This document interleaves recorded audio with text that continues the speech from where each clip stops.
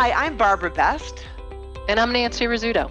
And we're both founding partners and principals of CAP STRAT. And we're also founders of the CAP STRAT Women's Forum. The core mission of our Women's Forum is to help women succeed in life, personally, professionally, and especially financially. We are so passionate about educating, engaging, and empowering women on all aspects of their life. So thanks for being here, and we hope you enjoy the program.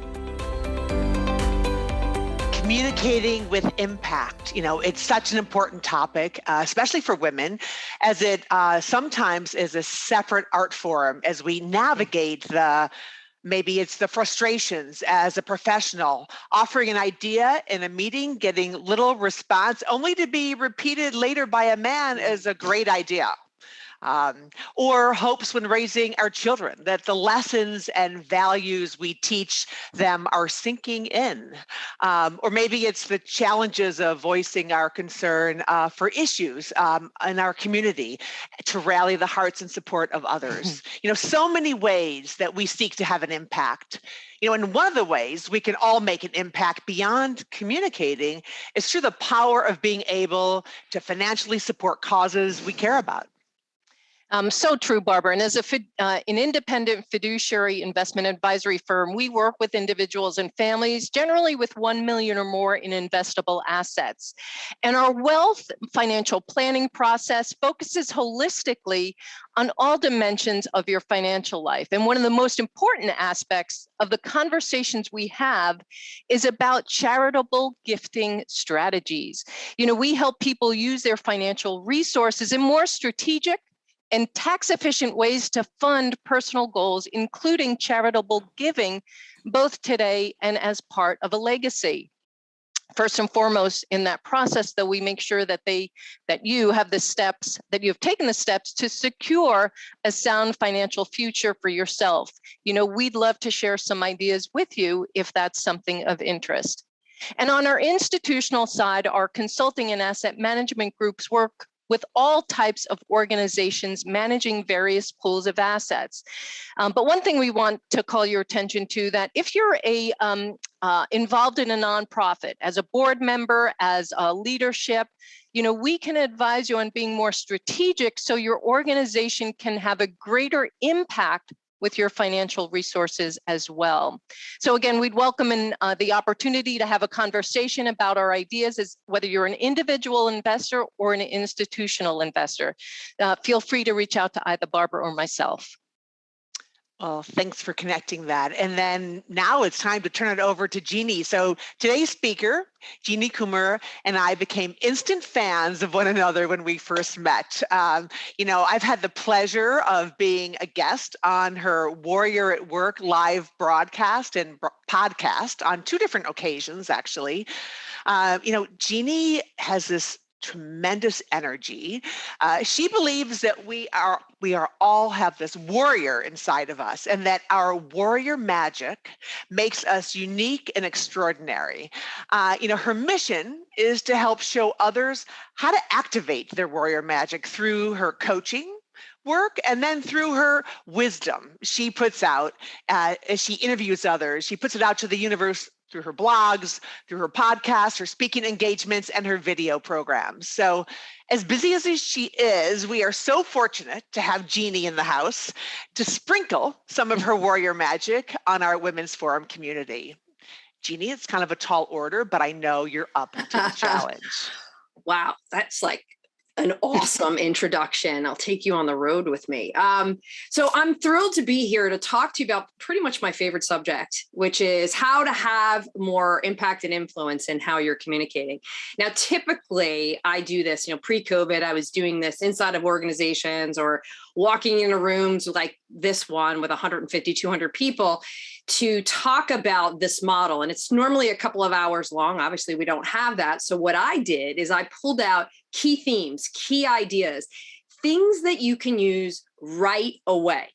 And what you're going to pick up very quickly about me is 2 things. Yes, I have a big personality. I care very, very deeply about this because I have seen every single day in the work that I do as an executive coach how small, subtle shifts can have a profound impact.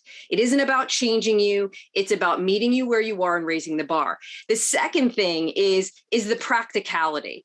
While I may have a lot of energy and a lot of fun, I have a huge so what meter. How is that going to help you? I want to make sure it's stuff that you can use right away. And where I thought we could start is, let me tell you something that you would never read about me in a bio. You're looking at someone who had a horrific fear of public speaking. It was so debilitating that something like this, knowing that I was going to be working with 100 plus people, would have kept me up all last night. I would have been in the committee, in my head, worried about the judgment. And what would often happen is it would show up in smaller interactions. So I grew up in a financial services organization, did a lot of work globally, but I would often be in situations where I would manufacture behaviors that just weren't real. I would interpret the environment to be a certain way and thinking, well, I'm supposed to be strong. For example, my resting face when someone was talking to me. Do you have a question, Barbara? Do you have a question? And I couldn't figure out why we get all this feedback that you're intimidating, you're not approachable. You know, this is long before, I should say, I think it's called RBF. Long before that phrase was coined, I suffered from it. But really what it was a defense mechanism. It was me hiding all of my insecurities. And I say that to you because for anybody here right now that has any kind of anxiety or worry or whatever it is, naming it normalizes it. There's absolutely nothing wrong with having nerves, zero. It's whatever meaning we attach to it that will often throw us off.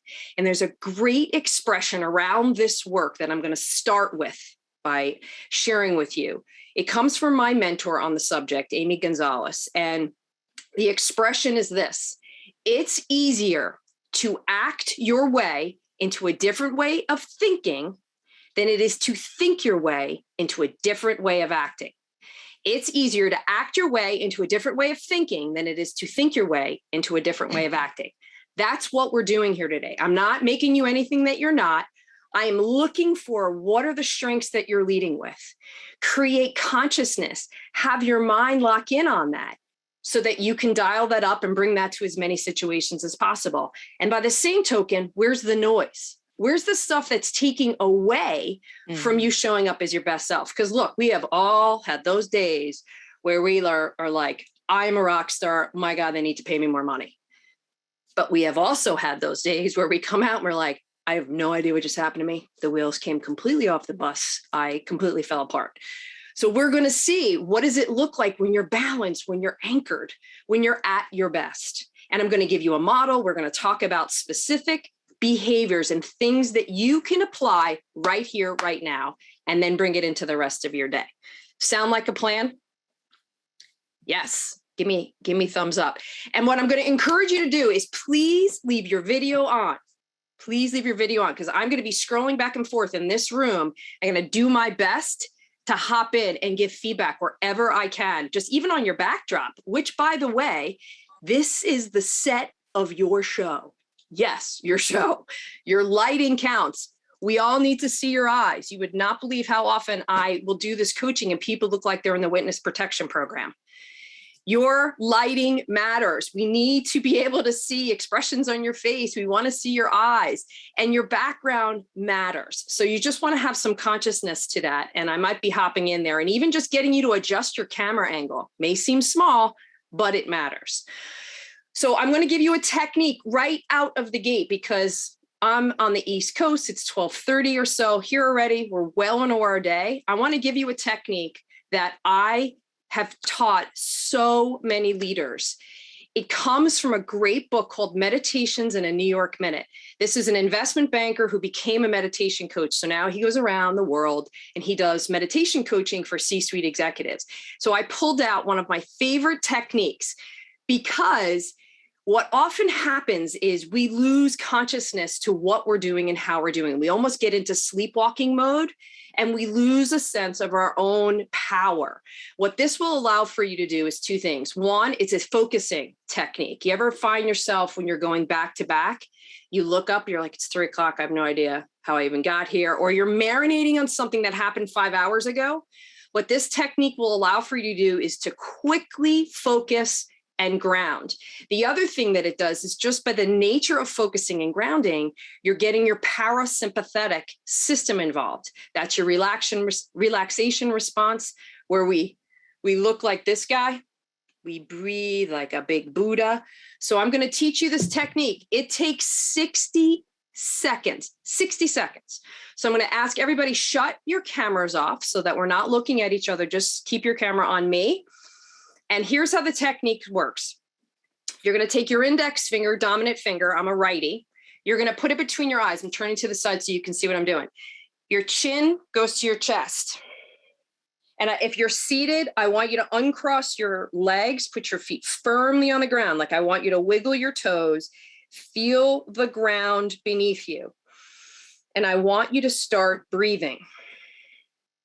Now I'm exaggerating my breath so that you can hear me. I know I sound a little bit like Darth Vader, but what I'm doing is drawing breath from my diaphragm. So for all my yoginis out there, you know what diaphragmatic breathing looks and sounds like. So big round belly on the inhale and push out all the air on the exhale.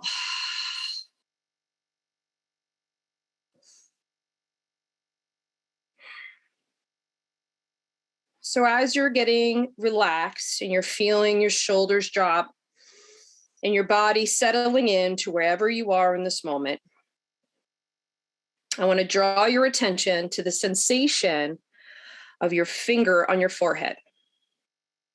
All you're doing is noticing.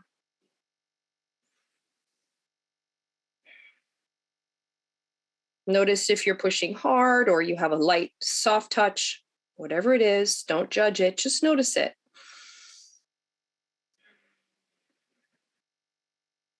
And just as you're sitting, just notice any tension you might have in your body. Again, don't judge it, just notice it.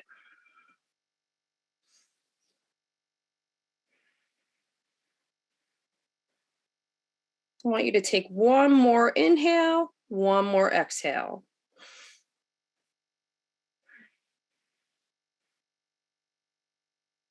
Okay, everybody come on back, turn your cameras back on.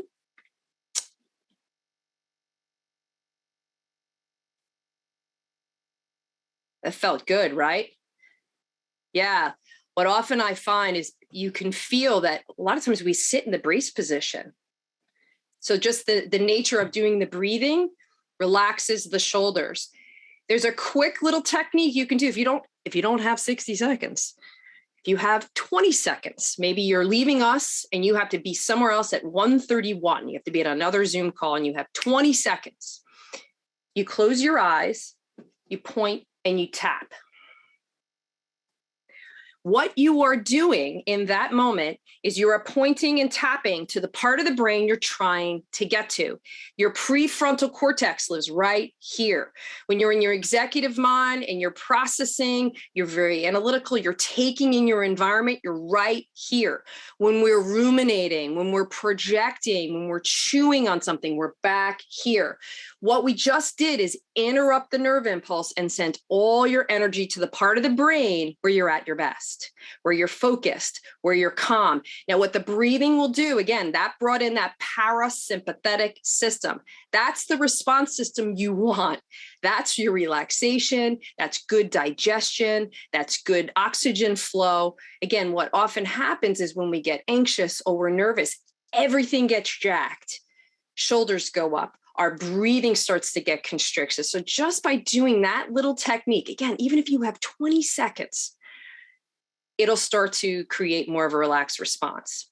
And whatever you notice gets magnified, right? So did you notice even the sensation of your finger on your forehead? Just a little thing is a quick mindfulness technique. So there's the first technique out of Jeannie's playbook. All right. Let's keep on going. Okay, so what are we doing here today? How you show up drives everything. How you're perceived by your colleagues, your customers, leaders that you're working with. I'm going to give you a model. We're going to talk skills and strategies. This is all about being seen, heard, and understood. Now, Barbara and Nancy did a quick rating, or I should say a quick check-in with all of you as you were joining. If you haven't had the opportunity to answer this question around what's your biggest opportunity? And I'd also love for you to rate yourself. So rating of 1 to 5. 5 is I'm a rock star when it comes to communication. So I want you to rate yourself, and I want you to put into chat, what's your biggest struggle? What's the stuff that keeps you up at night? What's the interactions where you're like, ugh, person drives me cuckoo? I want to see it in the chat. How do you rate yourself? What's your biggest opportunity? So tell me in chat right now. This is going to be my barometer of success. Rate yourself, biggest opportunity. And if you're a 5, own it. Articulating the big idea. We got a lot of 3s. Listen first, talk second. Okay, love it. All right, opportunity to not show hesitancy. Okay, brevity is a challenge. I always want to convey absolutely everything about the topic I'm sharing. Being succinct. Okay. Framing my comment in 1 sentence, biggest opportunity being present and connecting. Okay, vocalizing my struggles without sounding like a complainer. Okay, that's interesting. Never heard it that way. 3 or 4. You know, it's so funny. The biggest rating I always get, people are like, I'm a 3.5. I'm not quite a 4. I'm not quite a 3. Needing time to respond and not having time in a meeting. Being present, not perfect. Yes. Yeah, that perfection. Like, I'm going to invite you right now. Perfectionism, there's no place for it. There's just no place for it. I am all about measuring progress, not perfection. We are flawed beings. We just are. You're just going to have to lean into it and accept it and just create consciousness to the things that you do well. Name it. And that's the other thing that I'm going to teach you here today is just by the nature of the coaching that I'm going to be doing with a few of these volunteers, I'm going to teach you how to coach it and name it in other people so that you can talk to other people. Maybe it's on your teams, your colleagues, whoever is in your circle where you can give direct feedback around, wow, you really landed that message well, and here's why. So that is a great assessment for me to go on. All right, so this is all about being seen and heard as credible, compelling, and persuasive. It's 2 sides of an equation, credibility and trust. Presence drives your credibility. I want you all to think of a person right now that when you're in an interaction with them, you are immediately taken by how steady they seem, regardless of the situation. They look and sound very anchored. They're also very present. When they're with you, they really see you. They really feel you. What they are doing is they're very attuned to that internal steadiness, this internal anchor. When I'm working with people one-on-one or even in small groups, that's my mission, is to figure out what does your steady look and sound like and create consciousness, create language to it. We all have steady. We all have an anchor. What often happens is we're putting ourselves in situations that throw us off and we can't find our current, we can't find our flow. But if you think about anybody with presence, they have high regard for themselves. And it's not cockiness, it's not arrogance. They're safe. They're okay with whatever is being thrown at them. I just, again, tend to rephrase it as a steady. So as we're going here today, I want you to think about, like, yeah, what is my steady? What is my anchor when I'm at my best, when I'm most effective? What does it look and sound like? What are the results that I typically get when I'm in that sense of credibility? All right, so here's breaking down the equation even more. Connection and warmth drive trust. Competence and strength drive respect. So that story that I told you when we first started, where I had the crazy face, I over-indexed on competence and strength. I thought it was all about driving for results, using important business vernacular, name dropping, having a lot of short sentences and pushing back on people. I thought that was the formula for success. And what I would do is I would turn down all of my natural affinity for connection and warmth and nurturing. I'm a deeply caring person. I am very, very heartfelt. I literally turned it off when I put myself into a business context and I couldn't figure out, like, what the hell's going on here? I'm just not getting any results. It wasn't until I got some very, very tough feedback in a 360 from our divisional president that was like, look, Jeannie, I got to tell you, you're getting great results, but you're leaving a sea of dead bodies. And if you don't get out in front of this, this is going to be a career derailer. And I remember thinking like, I'm a very nice person. I don't know what he's talking about. But what happened is the more I took a step back and the more I started to collect that feedback, I was like, oh, I'm not showing my warmth, my engagement, my personality. I'm so focused on driving for results. I'm tuning out all of my natural interpersonal and connection skills. Now, it doesn't mean that that driver is not in there. She is. However, I have a ton of consciousness that particularly when I'm in situations where I need to be neutral, I need to be open-minded, I've got to be connected and warm, but also strong and balanced. So what happens is under pressure, all of us think we need to go one way or the other. It's a yes and. When you're at your best, you're competent and you're connected. You're strong and you're engaging. What I will often see is people just over-index. So what I'm doing is just creating more balance, which is again why this notion of finding out what your strengths are, what are you driving towards, and then how do we match the other behaviors to be in alignment with that so that you're in that yes and game, not an either or. So competence and connection is the model. Those are the two sides of the equation. So I want you to take a second, for all of you here, and I want you to think about when you're under pressure, where do you go? Do you tend to go competence or connection? And tell me in chat, competence or connection when you're under pressure?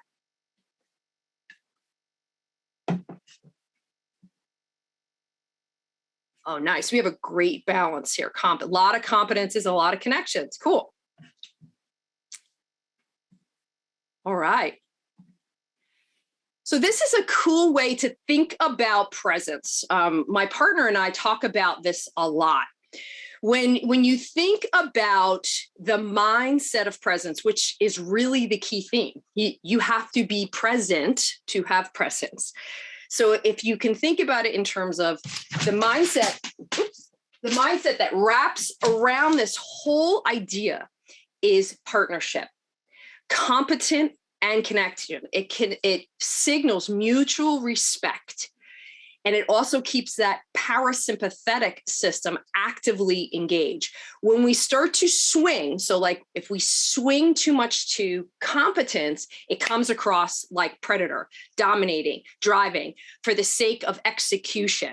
Whereas prey, if we swing too much towards connection, we look like prey. What I will often see, this is the most common behavior when somebody's overplaying connection. My name's Jeannie Coomber. I'm here today to talk to you about communicating with impact, or physically they shrink. You ever see people in presentations, they literally are trying to make the targets smaller. All of those ways is again, that amygdala hijack, fight or flight response, get smaller, sound more, make this target smaller. So you want to have a lot of consciousness around this idea of when I'm showing up into an interaction, what is my mindset? Am I looking to dominate? Am I looking to drive? Or am I willing to be in partnership mode? So that's why it's really important to have awareness around what does balance of competence and connection look and sound like. So we are ready to do a practice. And what I'm going to do is ask that Kathy Ahouse step forward. I think you're right on my screen. There you are. All right. Hello. Did I pronounce your last name correctly? You did. I'm very impressed. And it's Jones Lang LaSalle, correct? Yep. All right, cool. All right, so what I'm going to do, I'm going to stop sharing my screen for a second. You don't need those questions. All right, so Kathy. Don't I though? No, you don't need them. All right, so Kathy, here's what we're going to do. I'm just going to ask you a couple of baseline questions. And all I'm going to do is give you some feedback. I'm going to highlight for you a couple of things that I saw and heard that I thought were really strong. And then I'm going to give you some feedback on one or two things that I want you to tweak or enhance. You're going to take my feedback and do it a second time. That's it. That's all we're doing. Now, if you want to up the ante, grab your smartphone, put it somewhere so that you are recording yourself if you want. Now, this will go for anybody because we're going to do a group practice in just a second. Recording yourself is not intended to torture you. It's the best way to close the gap between how you see yourself and how the rest of the world sees you. I do it all the time. Okay, I'm trying that. Okay. Hold on. So if you want to just put it somewhere where you've got a good shot of yourself. Ish, yes. All right, okay. Kathy. Yes. Here we go. What I would love for you to do is describe your job as if it were an analogy. My job is like, what analogy comes to mind? So interestingly enough, I was given this analogy by the person I report to today. My job is like being the strong safety on a football team. I am not a sport ball person. So he had to actually explain that to me. But basically, I am the person who stands back, reviews the field, figures out where they need help, and then dives in and goes to help those people in that position. Okay. And what would you like most from our time here today? So when you leave me in a half an hour, you know that that was a good use of your time. I struggle a lot in the moment, taking that pause when something I react to is negative in my mind. And so I would like to understand a little bit about how I lead a lot of calls, how I, in that leadership position, when I'm on camera, when I am in that moment and I have that reaction, how I can respond to that. Okay. Here's what's so interesting about what you just did. When I asked you to give me an analogy where you were talking about your work, what was happening is, first, let's talk about your strength. You have a great voice of authority. You speak in a lower register that immediately signals authority. And you have great pacing and pausing. People process what you say in a pause. What often happens is when we get nervous, we speed up. Now, I get it, but what will happen is the more senior the audience, the more influenced the audience, what will happen is a couple of things. One, they will interrupt you because they do not know where you're going. Number two, they could hijack the interaction because you're making them anxious. You're not landing the plane. Or three, they'll tune out because they have no idea what you're saying. Because if you are forcing your audience to track you by hearing run on sentence, run on sentence, run on sentence, run on sentence, pause, they won't. So it's very, very important, particularly on virtual, especially if it's just the phone. It's a thought, pause, a thought, pause, not thought, pause. And Kathy's brilliant at giving a thought, making a pause. What I want you to do more of, and you did it with the second question, but you did not do it on the first one. Gestures are your storyboards. What they allow for you to do is it bumps up your energy. But what it will also do is help you keep your pacing and your pausing on point. When you weren't gesturing, you were doing upward inflection. Everything sounded like a question. Are you asking me or are you telling me? You asking me or are you telling me? So when you answered the second questions, all of it came together because you were really using your gestures. Remember, gestures are your storyboards. And it's not like you're trying to land a plane. It's one gesture per thought, one gesture per thought. You were doing great ones where you were pulling it back in. So it bumps up your energy and it helps keeping your pacing and pausing on point. So Kathy, I'm going to ask you a different question and you're going to really maximize those gestures because that keeps your communication style tight and strong. If you rely solely on your intellectual horsepower, it's not going to be as strong. So you're going to get your body involved. Okay. All right. So Kathy, tell me about your proudest accomplishment so far in 2021?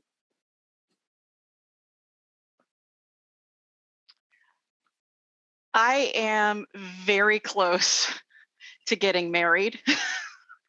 And I think my proudest accomplishment for this particular year is not losing it. With everything else I have going on, because I'm also planning a move to Atlanta. So that's all happening at the same time. And I'm pretty happy with the fact that I haven't completely gone bonkers this year. That was great. Did everybody just see that? I want you to give me a thumbs up if you could see how she's using her gestures to keep her on point. Now, here's the interesting thing. I did not ask Kathy to get louder. The moment she got into her body, her volume increased. She actually started to fill the room with more of her presence. So what did we see here? We saw strong pacing, strong pausing. We heard a great voice of authority, and we just saw how gestures can bump up your energy. Volume is another way of saying energy. And it accentuated her powerful pacing. Now, the other cool things that you do, and this goes for anybody, in virtual, stories, anecdotes, phrases, those are a way to create more connection. People process language relating to connection faster than they process language relating to competence. What Kathy did just there is she was giving me stories, anecdotes, and phrases that are uniquely her. It is way more memorable, and it gives so much more texture to an interaction. And again, it's a really powerful technique in virtual. Like we're not built for this. We're not built for these screens to be sitting here like robots, but anywhere where you can infuse more connection in the language, it has so much more resonance. So that was really, really well done, Kathy. Oh, really, really well done. Thank you. All right. I'm going to go out to the room. I'm going to go put myself on gallery, and I'm going to walk around the neighborhood here. And what we're going to be doing is I am going to actually, you know what I'm going to do? I'm going to show you first some more of those behaviors so that you can see a little bit more. And then we're going to do a group practice. Okay. What the heck just happened here? Let's first look at it through the lens of competence behaviors. Taking up space. Powerful people take up time and space. They're never in a rush. And yes, you can take up space virtually. Kathy just demonstrated it by using gestures and increasing her volume. She started to physically take up more space. Still body. Now, if I see this all the time, when I'm working with people in person, there's a lot of fidgeting or a lot of weird gestures that people think are gestures where it looks like more jazz hands, or there's a little dancing going on underneath. Obviously, being that a lot of us are seated mostly through the day, still body's less of an issue, but you would not believe how often I will hear like somebody's pen in the background. All of that stuff is no, you want groundedness. And here's a cool little technique. Now, if you are ever feeling anxious or intimidated or worried, or even in a challenge, someone's coming at you, uncross your feet, grab the floor with your toes, like you're actually gripping the floor with your toes. And if you want to up the ante, you can put your dominant foot forward. You might want to make sure you're seated all the way back in your chair, so you've got access to that diaphragm or that power center like we use in yoga, like mountain pose, that shoulders are back. Same would be true when you're seated. So feet firmly on the ground, grab the floor with your toes, dominant foot forward. It's another way to keep your body grounded. You're actually sending signals to the brain like, I'm grounded, I got this, I'm good. Deliberate visual gestures, we just saw that again. They're your storyboards. Direct eye contact. If we were doing this in person, what I would be absolutely coaching Kathy to do is one person per thought, one person per thought, one person per thought, because you're creating engagement. Can't do that when we're in these boxes. But what you can do is look at the camera as if it were a person, and then you start working the room, look in the boxes. That'll help keep that pacing on point. We heard that voice of authority. We heard the opposite of downward inflections, but which sounded like a question, which is not what you want. You want downward pause. Things need to sound like a sentence or a statement rather than a question. So thinking about it, a period after a thought rather than a comma or a question mark. And the way, for anybody here that maybe suffers from that, the way you overcome it is, again, you get in your body, you start practicing your gestures. The other is slow down. People are processing what you're saying in a pause. Think of a pause this way. Every time you pause, an idea gets deposited in the bank. It's like you're making money. Every time I pause, an idea gets deposited. All right, so that's the competence side. The connection side, open, relaxed. approachable, warmth and expression. A lot of times it's right here. Sometimes it's even just in the eyes. So that's why it's really important. We want to see your faces. And the interesting thing about smiling is I am not suggesting you go through your whole day like, no, not realistic, and no one will trust you. Smiling is really interesting. I was reading, if anybody follows any of Daniel Goleman's work, so he's the emotional intelligence guru, he's talked about all the time on LinkedIn. He has a really good book called Social Intelligence. And the way he talks about smiling is really interesting. He says a smile is the shortest distance between two brains. And if you have a smile and a sense of humor, it can exponentially increase your ability to influence. Now, here's the only caveat. Just because you think you're funny does not mean you're funny. You need to phone a friend and verify that before you're like, I'm going to slide a joke in there. But I highlight because you don't want to discount. We are primitive beings. We're making, 1/20th of a second assessments, friend or foe, prey or predator. So this is really, really important.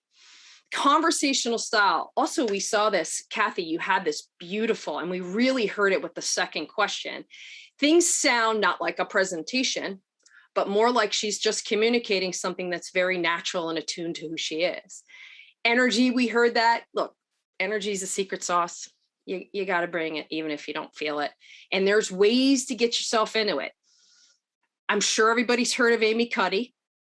Amy Cuddy became famous for the power posing. You know, you hold a power pose for 2 minutes. It increases your testosterone, decreases your cortisol. Her book is fabulous, fabulous, fabulous, fabulous. But one of the things that I'll do, like if I maybe don't have 20 or 2 minutes, I grab a pen. Now we're all going to do this so that I'm not the only one doing it. You're going to put a pen in your mouth. You'll notice that I'm not just doing this. That does nothing. I'm pushing it back far enough where it triggers the smile muscles. And your hands are on your hips and you're breathing. You're breathing like this guy, big. What happens is your brain goes, oh, good mood. Oh, just release the serotonin. And what happens is we'll often soften the expression on the face. I have to do this a lot because I'm in the listening business. I listen to people all day long, and my listening face is like this. That can scare the heck out of people. So I know in between, I'm like, I gotta soften my expression. I have to change my energy. I have to release some of this right here. This feels fantastic. It stretches all of that. So little crazy technique, but if it works, who cares, right? All right, so let's do another practice. I would love for Candace. I see you, great background. What does that say? Crazy good. Love it. Thanks. Okay. That's our company tagline right now. I love it. All right, so you have the benefit of having just seen CAP. Yes, very lucky here. So what I'm going to do is switch it up. I'm going to ask you some different questions. So Candace, what I will first love for you to tell us is when I asked the room, where do you index when you're under pressure? Are you more on the connection side or on the competence side? Definitely connection. Okay. And what do you want to gain in the time here today so that when we leave here in roughly 20 minutes or so, you're like, that was a really good use of my time? I want to be able to share my message in a way that doesn't point blame, but still gets engagement and partnership, because I am an internal audit and I have to build that connection and trust so that when I'm letting people know that things could be better, that they're not defensive about it and that we're a partner in this. Okay. So never, ever doubt that anybody doesn't trust you. You have that warmth and engagement, and so much of it is in your eyes. Do you ever hear that expression, someone who smiles with their eyes? You smile with your eyes. It's immediately disarming. The word that comes to mind is sincerity. No one would ever question your integrity or your capacity to do what you need to do. What we're going to do is make it sound more convicted and more compelling. Okay. Are you sitting or standing? I'm sitting right now. Okay, what I want you to I just want you to adjust the camera down so I can get to see more of you because I'm only seeing about this much. How's that? A little bit more. Okay. We're in the midst of a move, and so I am in flux. So I'm not in the best. Come back from the desk a little bit. Okay. Come back from the desk a little bit. There we go. Is that good? And I want you to do a little side sit. Okay. Like take a cheek. Like do a little side sit. Yes. So it looks a little bit more informal rather than being attention and in the principal's office. Okay.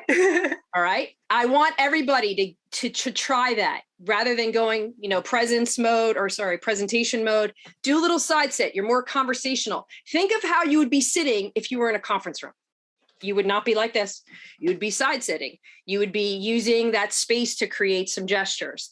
All right. So Candace, tell me if I were to look at your 2020 performance appraisal, what would I learn about you? That I am great at building relationships and partnerships. And the term was that I don't have any dead bodies. Okay.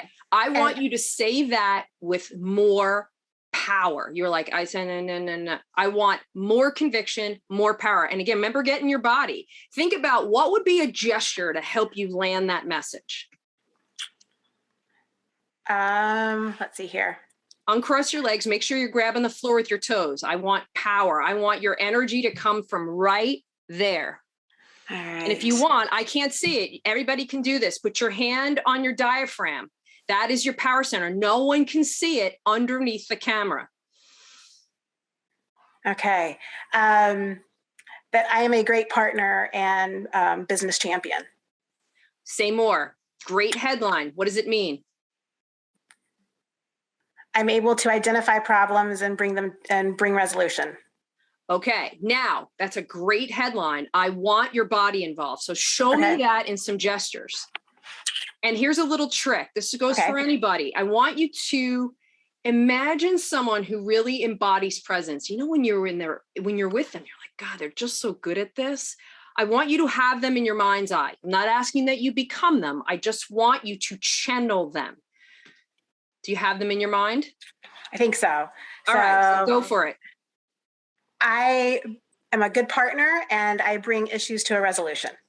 I'm a good partner, not partner. I'm a good partner. Partner. And I bring issue and I am able to resolve issues. Okay. Give me an example.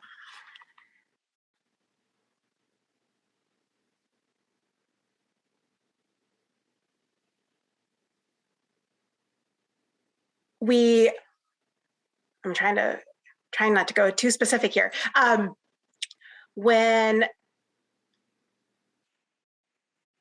Oh God, this is scary. No, just make it up. Just make it up. Okay.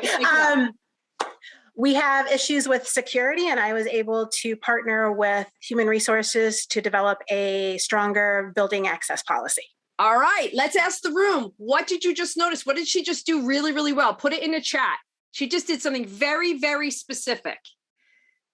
Now, besides you getting up on the camera, which is what you did, when I said, be more compelling, speak with more conviction, you're like, I'm going to get closer. All right. And what I loved about it is your volume you actually got louder. You're masterful at doing headlines, short, succinct thoughts. Actually, Barbara, this is a great example, I think, of what you're striving for is really strong. Here's the so what. Here's what I'm going to be talking about. And you do it with so much warmth and engagement. It's so believable. All I'm doing is getting you to dial up your power and your assertiveness and your strength behind it so that people don't say, wow, isn't she nice? She's so easy to work with. She's also very smart. She also can execute. Yes. But what we're doing here is I want you to play with, I want to be more convicted and sound more compelling. I know what I'm talking about, and I'm really good at highlighting it. I'm going to land the message with so much power. So leaning in the gesture and no question marks in my voice. That's right. Beautiful. You just did that. So let's look at the chat. Let's look at all the compliments you just got here. I'm sweating. Great job, smile, clap to drive headline home. Yes, that's a great call out. Spoke with confidence, volume, and pitch drop to a statement. Yeah, think about, I'm making a statement. I'm not asking permission. I'm making a statement. You got louder, smile, good gesturing. But honestly, I think your word, and I'll sometimes say this to clients, is your word is, how do I sound more convicted? I know what I'm doing. I'm not asking for permission, I'm telling. All right, so give me a powerful sentence or two around what you are most proud of this year that you're working on. Well, funny enough, I also just moved to Georgia and to St. Simon's Island. And that I am proud of because I made a decision for me and I didn't put work first. I put myself first. Wow, that was so good. That was so good. All right, you have to grab your phone and record that. Let's do it one more time. Oh no, really? Well, you want a record of how good that was, unless you want Okay. to come back to the recording and look at this particular moment at 1:20. That was so good. So good. You got All right. tons of compliment. Appreciate you. Yes, great job, Candace. Thanks, guys. I really appreciate Good it. job. But that's it. That's all you're doing is you're playing with the word conviction. You've got the great headline. You've got tremendous warmth and engagement. I want you to dial up your believability factor. And doing some of these techniques, all these things will pull you back into your power center. Grabbing the floor with your toes, practicing even just doing this before anybody's going into a high stakes interaction. You want to think about your mindset. How am I going to show up as a partner, not prey and not predator? How am I going to show up as a partner? I'm going to be competent and connected. And how do I pull in some of my faculties with my best energy? All these techniques work. They work. Again, what happens is the committee will take over unless you start to give it a rudder and say, no, we're going down this way. So that was so good, Candace. So well done. Thank you for this opportunity. I really appreciate it. Of course. All right. I'm going to go out to the gallery. I'm going to ask the whole room a question. I'm going to see how everybody's gestures are doing here. And all right, Michelle Aronson, I want to see more of you. I'm only seeing this. I want more of you on the camera. And what you can do is even slip a book underneath the laptop. What you want to do is be nose to nose, the same way you would be if you were in a conference room. You would never be like all, you wouldn't be in these weird angles. It would be right nose to nose. All right, so here's the question. I would love for everybody, and if you want to stand up, feel free. I would love for all of you to answer this question while you're on mute. Here's how I would describe myself if it were an analogy. Go. Great gesture, Stephanie. I love that.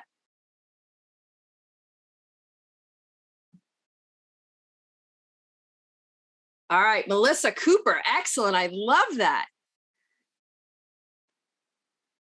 I love that you're all smiling, watching each other.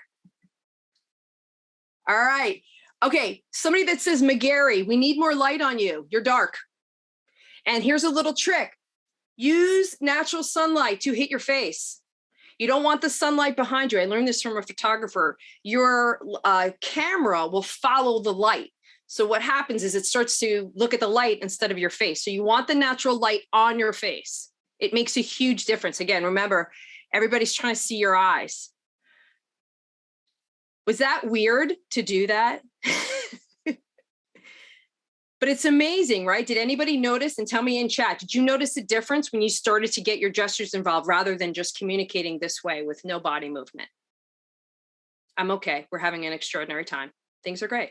Versus, I'm doing great. Italian, I can talk with my hands. I was thinking the same thing, Michelle. Big difference. Thanks. Okay, great.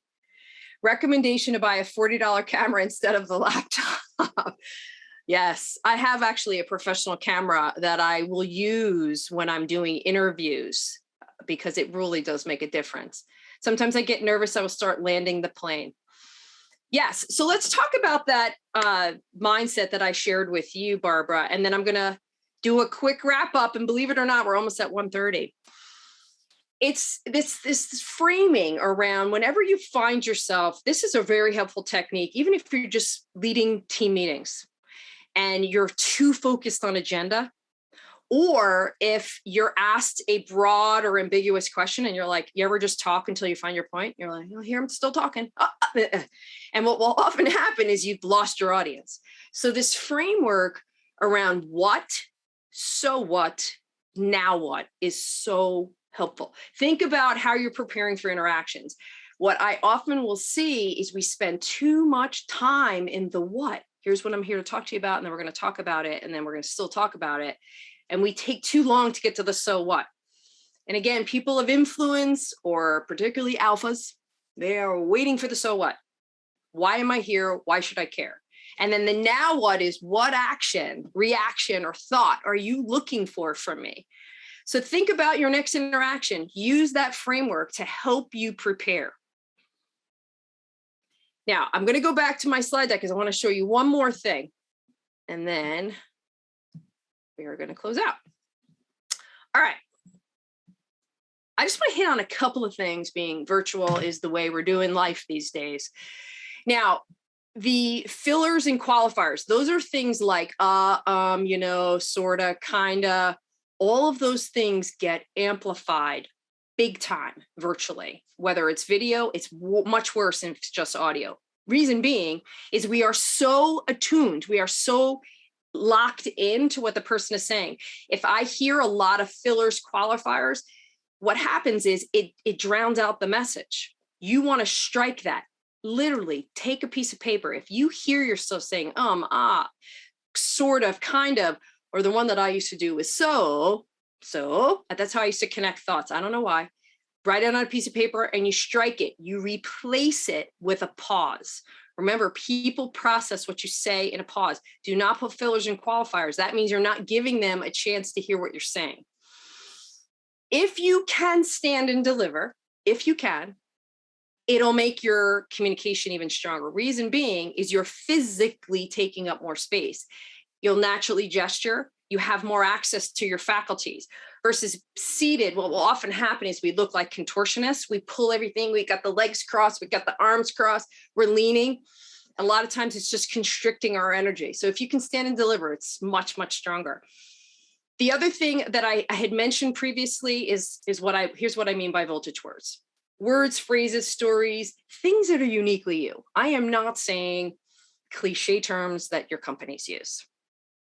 I'm saying things that are uniquely you, how you express something that means a lot to you, or when you have an ask, or you have a position, or you're pitching something, what are you saying? How are you leaving resonance with your audience? Remember that idea that people process language relating to connection faster. So I highlight that because it matters. This is all about creating texture and engagement while we're in these little boxes or while we're on the telephone. So all of that stuff matters. So my final thought, and I'd love for you to share with me in chat, is what did you get from this hour? And what are you going to commit to? So that this is not an event that you're like, oh, remember that time on August 25th where I spent an hour doing something? Like, what are the one or two things that you got here today that you could pull into your next interaction? Focus on the so what. Can you give me an example of a voltage word? So yes, so I'm more of a provocative type of communicator. So I stay away from words like value add, or that was really nice, or they're really friendly. I would say more expressions like that was a powerful, beautifully communicated statement that made me really believe you. So it's not even just the words I choose, it's the how I say it. It's said with a lot of thoughtfulness and care and heart. Focus on the pause, focusing on what I do when stressed, less expert, more relationship. Oh, I love that expression. Balance, competence, and connection using gestures, facial expressions. I love that. Well, here is my final piece of wisdom for you. Do not look at perfection. Do not look at your list, because I'm sure a bunch of you wrote a list and say, I got to do all this today by 5, and I have to be perfect at it. You will give up and you will become very, very frustrated. You pick one behavior at a time and practice it. And it could also be a strength. It's something that you do really well. and watch, the more you practice, the easier it becomes. Then once you've mastered it, then try something else. It never ends. I've never met anybody that truly is a 5, me included. I practice, I film myself. I think about, how am I feeling right now? What am I going to bring into this interaction? So keep it alive and name it and support it in somebody else. If you're seeing these behaviors, call it out, tell them why it's working for them. So with that, it's been my pleasure to be with all of you on this Wednesday afternoon. So Barbara and Nancy, I'll turn it back to you. Jeannie, thank you so very much for being such a fearless warrior and leading this workshop today for our Women's Forum community.